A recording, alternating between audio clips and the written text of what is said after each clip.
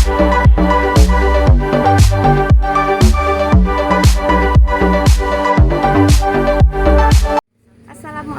warahmatullahi wabarakatuh. Kembali lagi bersama kami tim dakwah.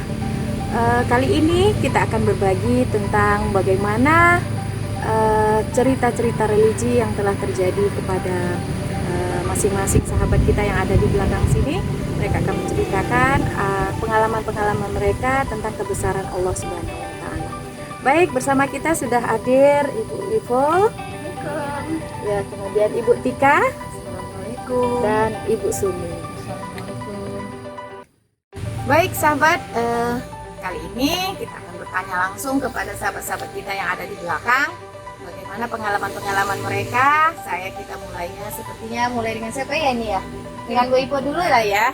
Oke, kita tanya dengan Bu Ipo dulu. Kita silahkan Bu Ipo untuk menceritakan pengalaman-pengalaman religi yang diberikan Allah atau mukjizat-mukjizat yang diberikan Allah kepada Bu Ipo, atau kenikmatan yang Allah berikan jelas di dunia ini kepada Bu Ipo.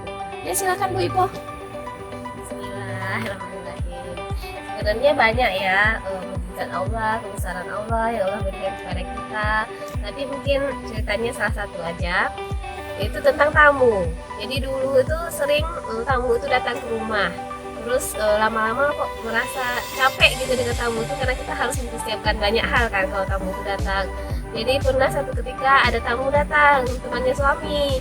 Dia datang, waktu itu saya lagi tidur siang, jadi saya malas meladeninya kan, jadi saya nggak mau bangun, nggak mau bikinkan minum, biarin aja tamu itu. Sekali tamu itu udah pergi, ternyata saya keluar, tamu itu membawa makanan. Ya ampun, saya langsung merasa di hati, ampun jahatnya saya jadi orang gitu kan, apa salahnya bangun gitu untuk menyiapkan, menghidangkan dia, memuliakan dia. Dan ternyata memang tamu itu memang harus kita muliakan. Ternyata ada tanda orang beriman itu yang memuliakan tamunya. Iya, benar sekali ya Bu Ipo. Jadi apa yang Bu Ipo dapat dari tamu itu? Bahwa tamu itu memberikan rezeki buat kita. Jadi bagus juga sih, jadi kita mendapatkan hidayah juga dari tamu itu kan. Jadi nanti kalau ada tamu lagi janganlah bersikap kayak gitu.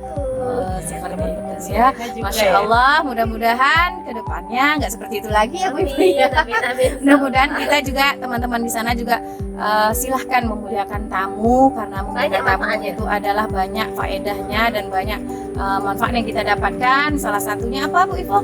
Ya, mendatangkan rezeki, kemudian kita ada musibah, iya, musibah dari dalam rumah kita. Benar sekali, karena ada satu kisah Nabi ya Bu Ipo ya. Menceritakan bahwa ada satu sahabat Nabi yang rumahnya itu selalu sekali banyak tamu. Nah, setelah itu istrinya merasa keberatan dan mengadu kepada Rasulullah. Kemudian tak lama kemudian Rasulullah datang ke rumahnya bersama teman-temannya lagi ke rumah, dan dia suruh karena Rasul datang, dia senang karena Rasul yang datang gitu. Jadi setelah mereka pulang, Rasul suruh lihat kami pulang nanti apa yang terjadi.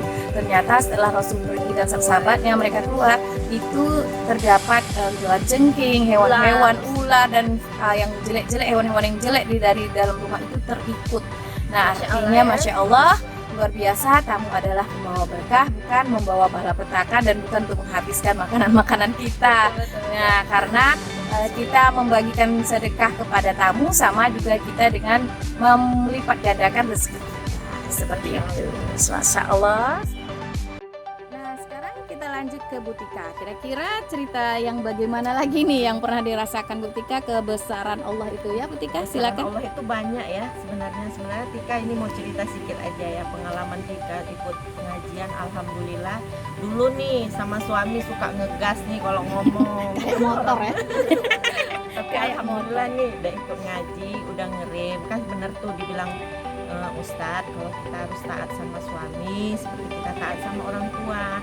Jadi akhlak mulia itu yang baik kepada keluarganya, anak-anaknya, itu diutamakan suami kita. Jadi alhamdulillah semenjak ikut pengajian nih Bu Tika udah mulai bisa sedikit-sedikit ngerem, gak marah lagi. Alhamdulillah gitu.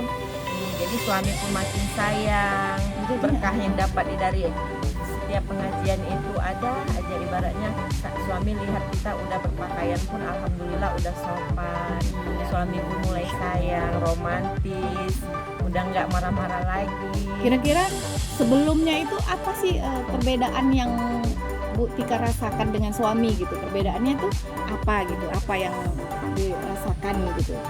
Sebelumnya Kita itu berdebat nih, misalnya gitu, kan kalau nggak sependapat, misalnya kalau mau pengen ini itu harus izin dulu dengan suami, kita kadang nggak mau izin, jadi sekarang alhamdulillah apapun yang kita lakukan kita harus izin suami ya, ibu-ibu soleha. Masya Allah, mudah-mudahan. Nah, kemudian setelah Bu Tika melakukan hal itu udah memperbaiki ya, sudah memperbaiki akhlak ya, maksudnya sudah memperbaiki akhlak kita nih terhadap suami. Terus apa dampak dari itu semua ke Bu Tikanya apa gitu? Alhamdulillah kita makin lebih taat ya sama Allah, dan itu doanya pun yang baik-baik. Terus ke suaminya jadi baik nggak suaminya gitu loh? Alhamdulillah suaminya baik, sayang, udah nggak pelit-pelit Masya Allah. lagi, Masya kita Allah. dimanja-manja. Alhamdulillah nikmat luar biasa ya. Jadi ini juga bisa dijadikan contoh dan pembelajaran untuk kita. Jadi dengan suami itu sebenarnya mungkin komunikasi kita ya yang nggak jelas sama suami. Kadang sebenarnya suami juga seperti itu juga, mungkin nggak tahu juga menyampaikan tuh sebagaimananya. Tapi setelah kita mempelajari, yang terutama si wanita, karena di rumah tangga itu adalah ladang pahala untuk kita wanita. Apapun yang kita lakukan, kita di rumah adalah suami kita adalah yang harus kita taatkan. Iya, begitu ya. Jadi sahabat-sahabat yang di sana silahkan berakhlak mulialah kepada suami, apapun yang dilakukan suami sami'na wa atokna, artinya taatlah kepadanya selagi itu dalam kebaikan ya. Kemudian apa yang kita dapatkan ya, kita dapatkan adalah pahala, sehingga kita tidak perlu lagi banyak-banyak. Sebenarnya wanita ini ladang pahalanya di rumah loh kan ibu-ibu ya, karena banyak sekali ladang pahala kita di sana gitu. Nah sekarang Masya Allah sekali, mudah-mudahan kita juga termotivasi. Saya juga kadang dalam kebaikan ya. Kemudian apa yang kita dapatkan ya, kita dapatkan adalah pahala, sehingga kita tidak perlu lagi banyak-banyak. Sebenarnya wanita ini ladang pahalanya di rumah loh kan ibu-ibu ya, karena banyak sekali ladang pahala kita di sana gitu. Nah sekarang Masya Allah sekali, mudah-mudahan kita juga termotivasi. Saya juga kadang-kadang suka ngegas juga, tapi sudah tahu cerita dari Bu Tika, mudah-mudahan saya juga akan memperbaiki bagaimana menyikapi menghadapi suami dalam rumah tangga ya, menghadapi suami bagaimana, dan akhirnya pun kalau suami juga bisa melihat kita, kalau kita tadinya kasar, kemudian lama-lama kita udah mulai lembut, pasti dia otomatis akan menjadi lembut, nggak mungkin bakalan dia marah kan gitu ya. Nah begitu, alhamdulillah. Nah sekarang kita kita lanjut ke Bu Sumi ya. Yuk kita silakan, kira-kira cerita Bu Sumi ini apa yang bisa bikin inspirasi kita dan bisa memperbaiki akhlak kita mungkin ya, atau cara mujizat kita kepada Allah gitu ya. Ya silakan Bu Sumi. Bismillahirrahmanirrahim. Ini pengalaman saya setahun yang lalu ya, masalah pendaftaran BPJS online. Iya. Nah, kata orang harus tiap hari daftar, nggak siang, nggak malam, nggak subuh.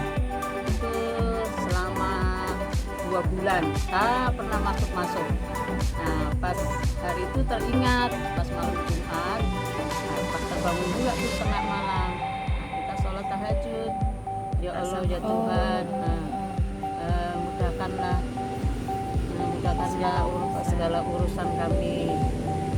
Terus sudah gitu, berapa hari saya coba lagi, itu nggak subuh, saya nggak ngikutin orang, coba saya sore-sore lah, kan agak longgar tuh.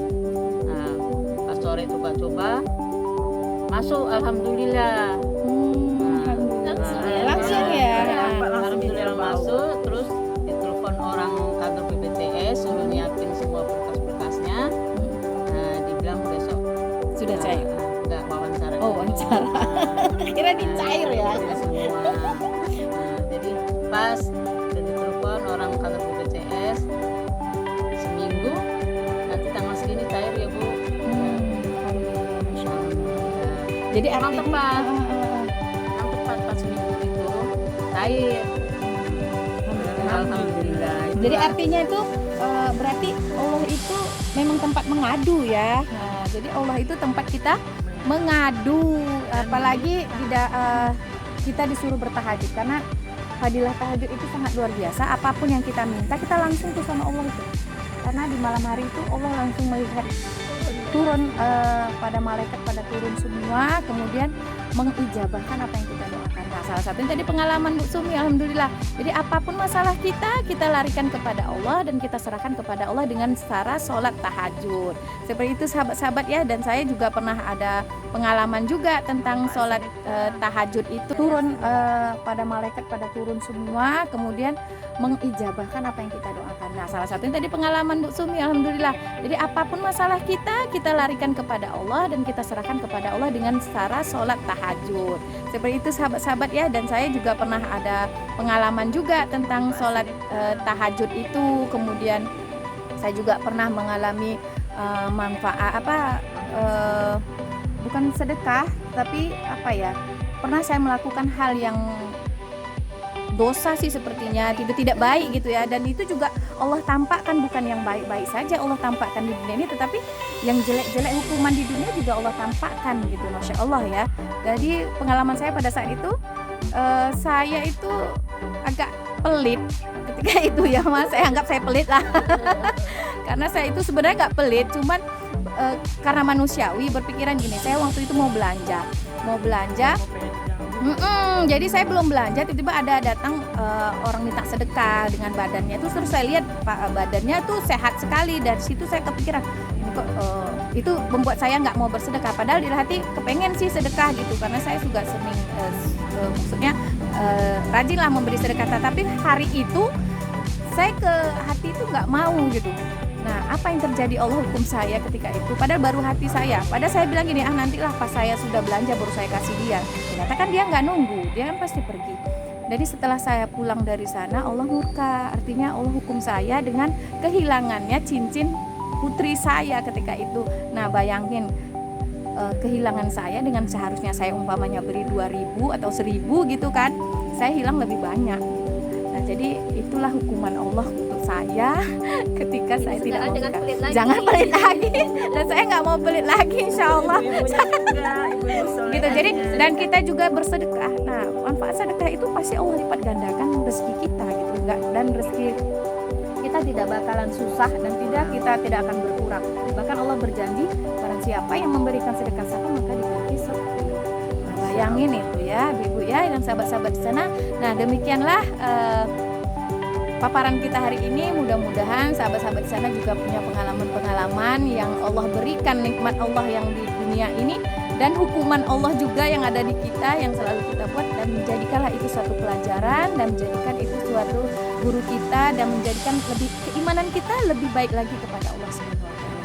Baik sahabat semuanya, demikian mudah-mudahan bermanfaat. Assalamualaikum warahmatullahi wabarakatuh.